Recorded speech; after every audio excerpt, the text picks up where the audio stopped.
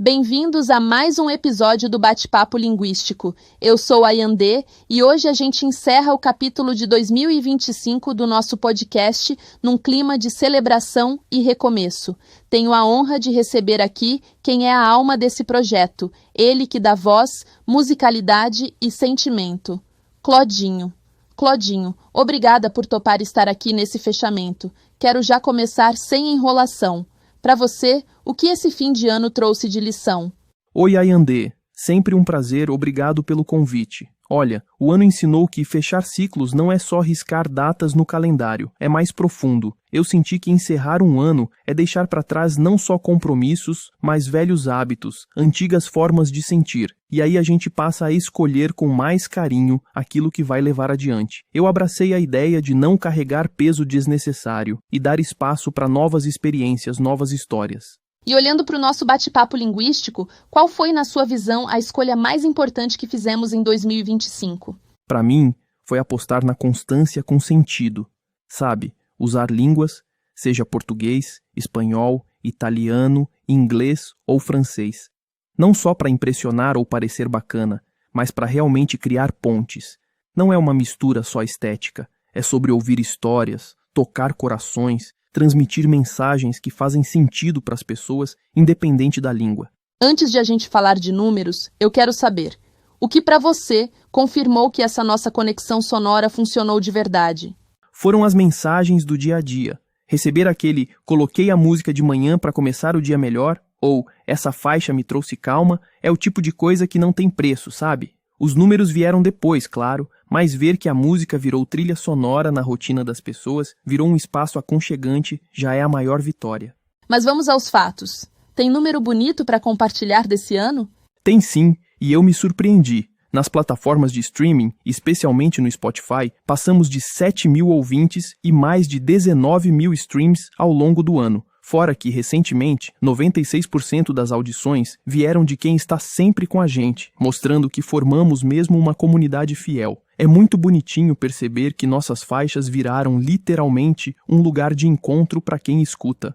Que bacana! E na reta final do ano, no YouTube, como foi essa movimentação? No YouTube também foi uma caminhada compartilhada. O clipe de Alvorada de Renovação bateu 1.700 visualizações em 2 dias. Uma onda de gente comentando, compartilhando. O single, Sob o Sol de Dezembro, veio logo em seguida. Tudo isso é sinal de que as pessoas estão buscando esse calor, esse frescor de começo, junto com a gente. E falando nesse frescor, no dia 28 saiu o álbum Alvorada de Renovação.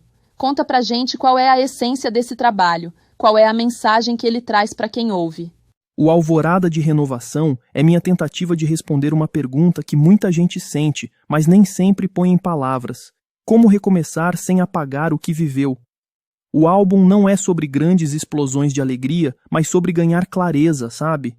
Ele traz aquela luz que não cega, mas sim ilumina o caminho. É uma trilha tranquila para a gente chegar em 2026 com leveza, sem pressa, sem negação do passado.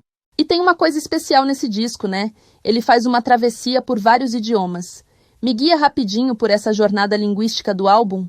Claro, o álbum foi pensado como uma passagem por diferentes línguas e emoções. Começamos com Alvorada de Renovação, em português, para marcar o início com a nossa língua de casa, aquela que abraça. Depois pulamos para Saltwater Reset em inglês, que é como se fosse um banho de mar para silenciar o ruído do mundo. Em seguida, Café para Empezar em espanhol, esquentando aos poucos e lembrando que todo começo tem seu valor, mesmo que pequeno. Daí vamos para o francês com Le Dernier Mot du Silence, que é sobre entender a sabedoria do silêncio. Passamos para o italiano com Carta al Domani, já num clima de planejar com firmeza o nosso amanhã. E terminamos com Iter Cordis, em latim, que representa o sagrado, o atemporal e aquele mergulho interno que só a música proporciona.